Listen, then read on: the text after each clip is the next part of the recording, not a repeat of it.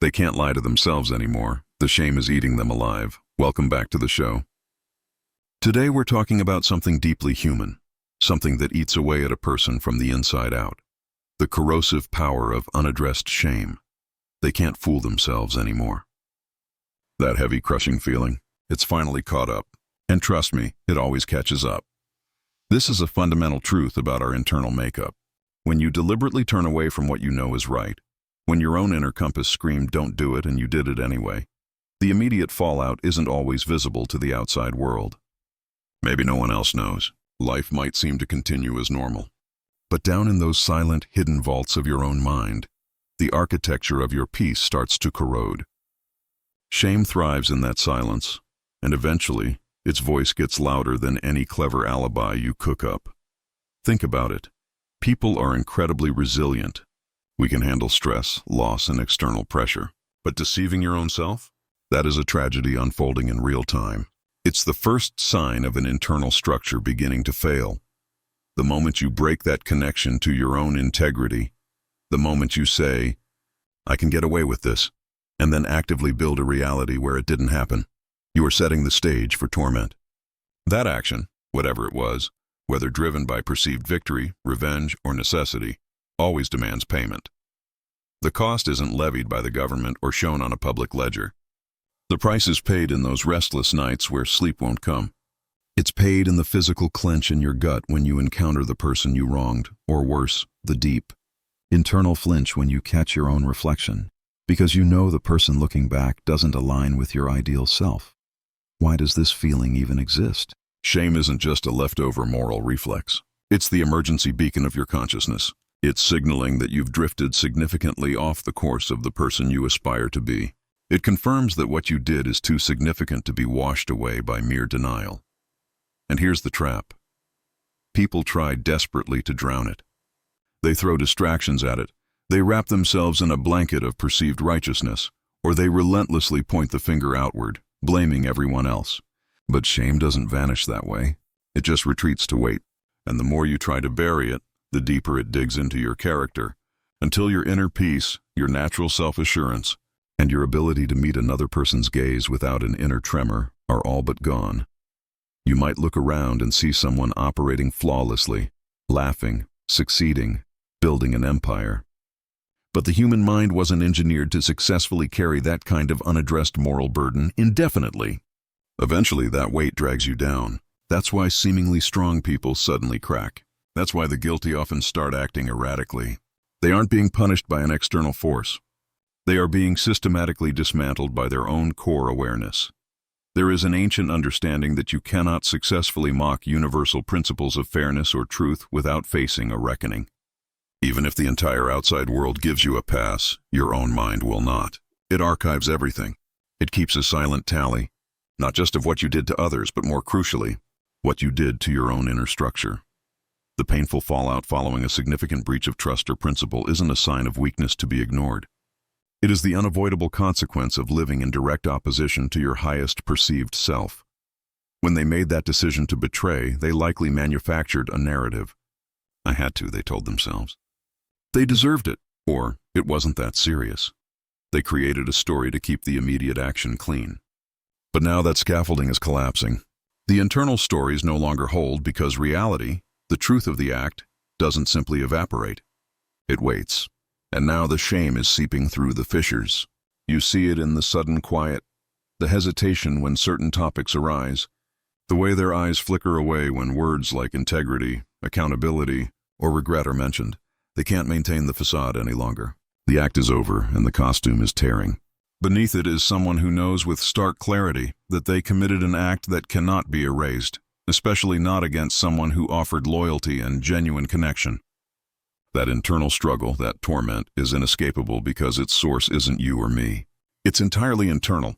This is why cultivating a life lived in alignment with your deepest principles matters so much. While living truthfully might demand courage and involve an upfront cost, living a lie costs you everything over time. You pay for honesty with courage. You pay for deception with your inner tranquility. And now they are realizing that the very thing they tried to outrun is the thing that ensures their sleepless nights. They might appear fine on the surface, but they are internally haunted. There is a stark, almost tragic equilibrium to this. Not because we should celebrate another's suffering, but because it validates that the universe of human experience is not indifferent to the moral quality of our choices. Don't waste energy seeking retribution. Life, through the mechanism of a guilty conscience, handles justice with far more chilling precision than any human action ever could. A tormented inner life doesn't take holidays. It follows them into every solitary moment, so let them carry that internal burden. Let them sit with the reality of their choices. This is the actual price of betrayal. This is the price of inhabiting a narrative that isn't true. In the end, there is no exit ramp. They cannot convince themselves otherwise anymore. The shame is active, and it will continue its work until they finally turn to face the truth, or they crumble beneath its inescapable weight. That's a powerful addition to the discussion. Let's build on that foundation, focusing on the internal, inescapable nature of shame and the choice between its corrosive grip and the path toward genuine recovery. What we need to grasp is this. Shame is not something other people inflict upon you. It doesn't rely on public opinion or external consequence for its power. It erupts from within. You might successfully fool the entire outside world. You might navigate life consequence-free on the surface, but your deepest self, your soul, your core awareness, is not duped. It doesn't concern itself with appearances or social scripts. It responds purely to the reality of right action versus wrong action. When you violate that inherent sense of what's correct, especially when you had the awareness to choose differently, that's when the shame mechanism kicks in. That's when the erosion of your inner peace begins. In our modern climate, we're conditioned to view discomfort, like shame, as a weakness to be aggressively avoided. We're taught to justify behavior rather than confront it, to project blame externally rather than looking honestly inward. Ironically, this denial is precisely what fuels shame's destructive engine. The harder you deny it, the deeper it tunnels. The more you project wellness, the more profound the eventual fracturing will be.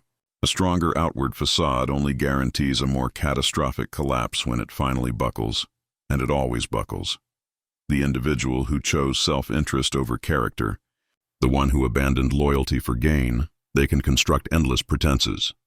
They can drown themselves in distractions, surround themselves with yes-men who flatter instead of challenge, and bury themselves in noise and fleeting pleasures. But the core awareness doesn't forget, and it offers no internal amnesty until truth is finally acknowledged. So shame swells. It becomes an unbearable weight. What's truly devastating is that the very thing they sought to avoid, the discomfort of facing their wrongdoing, becomes their permanent residence. Unlike accountability, which is hard work but ultimately healing, shame left unacknowledged becomes pure psychological poison. It festers. It warps perception. It starts distorting their view of themselves, how they interact in relationships, and how they perceive the world around them. This often manifests as cynicism, bitterness, and chronic restlessness. They might become reactive, overly defensive, or develop patterns of avoidance and even self-sabotage. Why? Because the foundation is compromised. They are signaling, often unconsciously, that they are no longer whole. This isn't just abstract thought. It's observable psychology. Individuals who live perpetually contradicting their own moral blueprint often struggle with persistent anxiety, depression, and cycles of self-destruction. Their erratic behavior is often the visible symptom of the hidden shame eating away beneath the surface. This confirms that the most damaging deceptions aren't the ones we trade with the world, but the ones we trade with our own minds. Those lies redefine the self into something fundamentally false, and nothing built on a falsehood can withstand life's pressures. Consider that many of these people had a clear choice. They could have listened to that internal voice. They could have chosen the harder, honest route over the easier, self-serving one. They sacrificed earned trust for momentary gain. Now, they carry the result, not as a fine levied by society, but as the internal knowledge that they failed their own standard of decent conduct. That knowledge is indelible. It clings to them, often defining them in those quiet moments alone. Here is the crucial point. You cannot eradicate that shame with endless partying, constant validation, or simply scrolling past it. External praise cannot reach the soul where the injury lies. Only truth can. Until the person finally turns to face the action, accepts responsibility, seeks to repair what can be repaired, and realigns their choices with their core integrity, the shame will not retreat. It remains a constant shadow, a pressure on every breath. That is the real justice. it's not always external judgment. Sometimes the conscience itself serves as the tireless adjudicator. So, if you wonder if they regret their betrayal, if it mattered to them, if they possess any functioning conscience at all, they are in a state of suffering. This isn't about your desire for their pain. It's the non-negotiable result of living against your highest known values. And if they aren't suffering now, time guarantees they will be, because truth always surfaces, and shame always strips away the lies. Yet, as painful as it is, shame is also the gateway to renewal, if they choose to walk through it.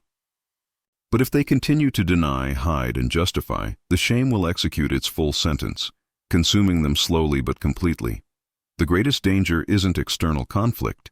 It's the internal schism created when someone builds a life model based not on reality, but on pride and denial. When a person convinces themselves that betraying someone loyal was necessary, they create a psychological time bomb.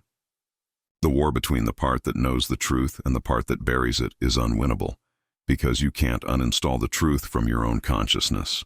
It waits, and it watches. Would you like to explore the steps one must take to walk through that doorway to renewal that shame offers? This final section delves deep into the inevitable breakdown caused by sustained self-deception. Let's strip away the last vestiges of the lie and focus on the destructive cost to identity itself. Initially, there's often a rush of false confidence. They feel relieved, even victorious, having executed their plan. They become the lead actor in their own repeated drama, rehearsing the script. I had no other option. They forced my hand. This was purely self-preservation. They actively seek out echoes, people who will reinforce this fabricated reality, not because those individuals hold the ultimate truth, but because they are far easier to manage than that persistent internal voice of doubt.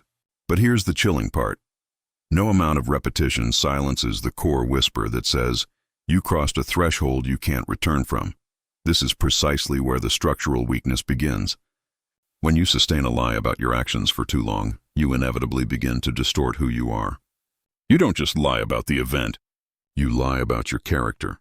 The result is an inner hollowness, an emotional dampening. Your ego becomes incredibly brittle, reacting with immediate hostility to any challenge to your narrative. You become desperate to preserve the illusion, even as the edges fray. Why? Because you instinctively know that admitting even a sliver of truth will send the entire structure tumbling. This internal fracturing bleeds into every aspect of life. Genuine connection becomes impossible because you can't be honest. Productivity suffers because immense energy is diverted to managing the facade. You stop trusting others because you now have first-hand, personal experience in how easily fidelity can be broken. After all, you did it. This often fuels paranoia, suspicion, and perpetual restlessness. You aren't being targeted externally. You are in an active state of war against yourself. Self-deception is fundamentally the refusal to accept responsibility. And responsibility, in the end, is what anchors human life with structure and significance. When you discard that anchor in favor of perceived ease or gain, you begin to drift aimlessly. This is why individuals who betray and then build a protective layer of denial frequently spiral into chaos. Their life narrative loses coherence. Choices become impulsive, driven by a frantic need for motion to avoid stillness. Stillness is the enemy, because stillness invites silence, and in the quiet, the truth roars back. Eventually, the lie becomes unsustainable. Reality intervenes. A significant loss, seeing the person they hurt find peace without them, or simply hitting an unavoidable emotional rock bottom. In that moment of clarity, the wall breaks. The artificial identity built to shield them crumbles. What's left is a broken individual staring at the raw truth they spent years evading. This isn't just a moral issue. It has a physical toll.